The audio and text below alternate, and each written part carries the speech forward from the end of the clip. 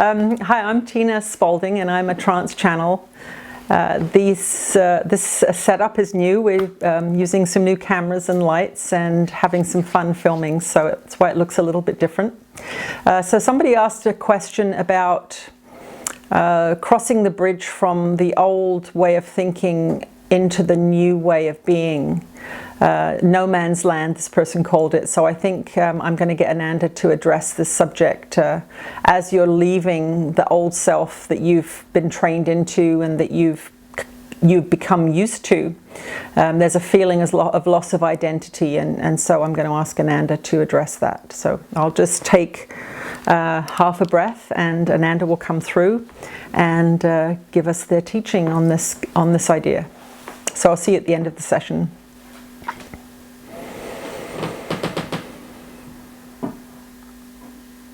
We're with you again, dear ones. This is a wonderful, wonderful question, and one that many of you have as you go on this journey from sleeping to waking.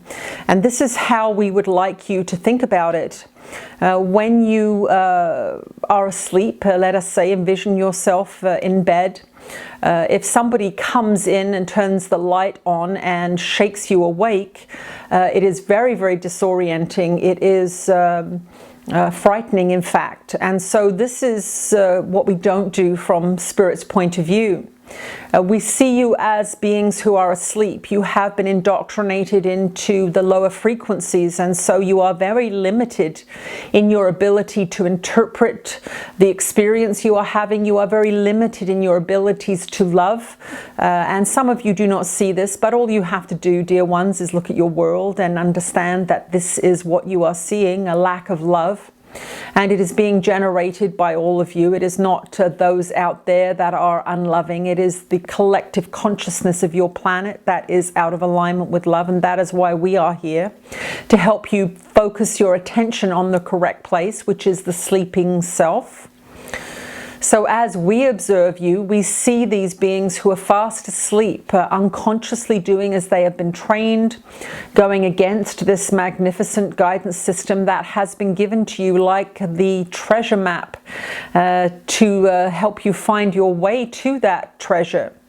But you have it folded up in your back pocket and you are not reading it. And so we are encouraging you to unfold that map and pay attention to the directions on it.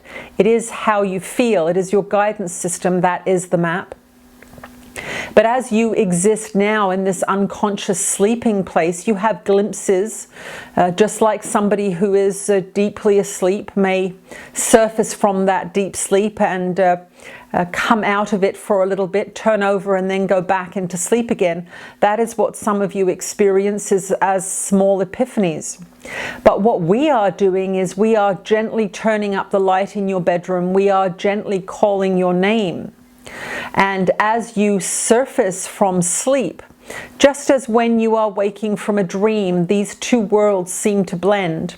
The alarm clock that is ringing in your bedroom begins to take shape in your dream time. It may be a bell ringing, or it may even be a clock ringing in your sleep, in the dream that you are having, and they begin to blend into one.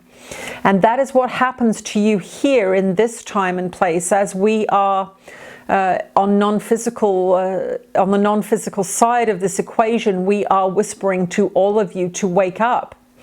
Some of you who are too deeply asleep cannot hear us, but there are many of you who are hearing us, and yet you are still partly asleep, and that is what you are experiencing as this mixed bag, so to speak, this no man's land.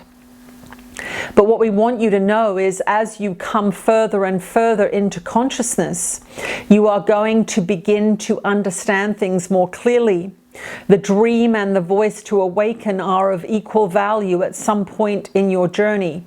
And it seems to be more confusing than being unconscious, and it is. Ignorance is bliss is a true statement in that sense.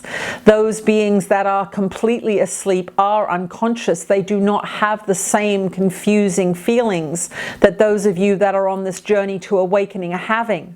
But we want you to know that this confusion begins to dissipate as you understand the process, as you begin to step into consciously waking up.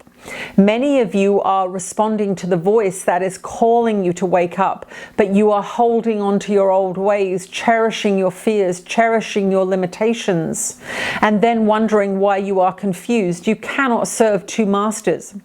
And this is one of the consequences of studying A Course in Miracles. And yes, we know there are those of you that get very upset with this repetition, but we want you to know that this is one of the quickest ways to wake up.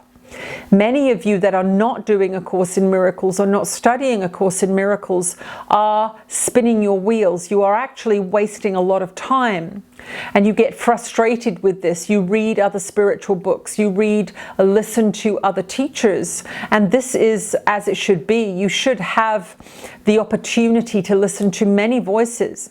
But for those of you that want a quick awakening, for those of you that feel an imperative urge in your heart to connect with truth, this is what we recommend. We recommend the lessons of that book.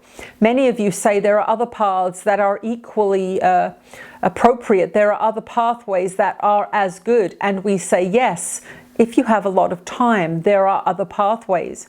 But many of you will see that you have pursued many spiritual practices over many years, and yet you are still sort of in the same place. You are still struggling with the same issues.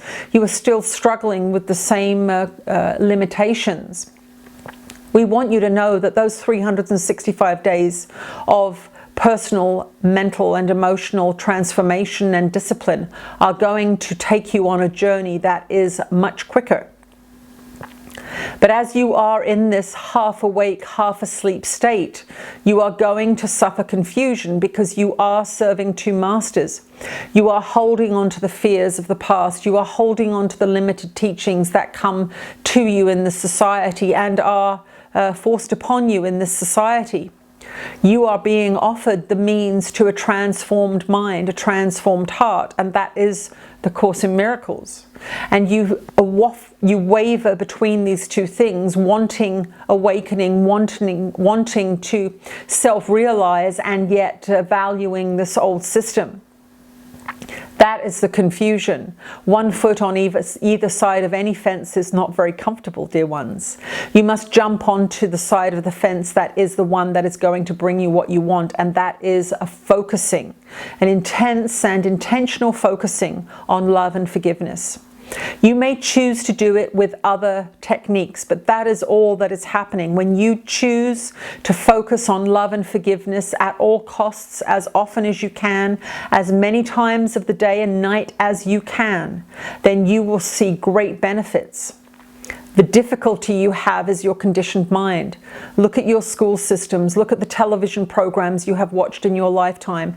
Look at the voices and listen to the voices of those limiting thoughts and ideas in the forms of teachers and parents and friends.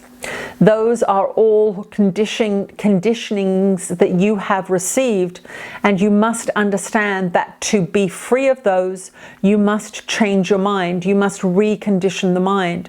But to recondition the mind in a timely fashion requires discipline, it requires focus, and it requires a determination to let go of the old and focus only on that which you are seeking, to increase your connection to the divine, to increase the love that you offer and the love that you receive on this journey, to step away from separation and judgment as the default mechanism that you use in your daily life. And as you do that, as you make that decision for vigilance, for discipline, freedom through discipline is a reality. And as you make that decision, then you will no longer feel as if you are lost in the wilderness. You are going to find yourself having experiences, spiritual, mental, emotional, physical experiences that demonstrate the reflection of that determined decision that you have made. Jesus struggled in the desert, and that is what he was doing. His ego consciousness was battling with the enlightenment download that he had, that magnificent infusion of light and truth that he experienced when he was baptized.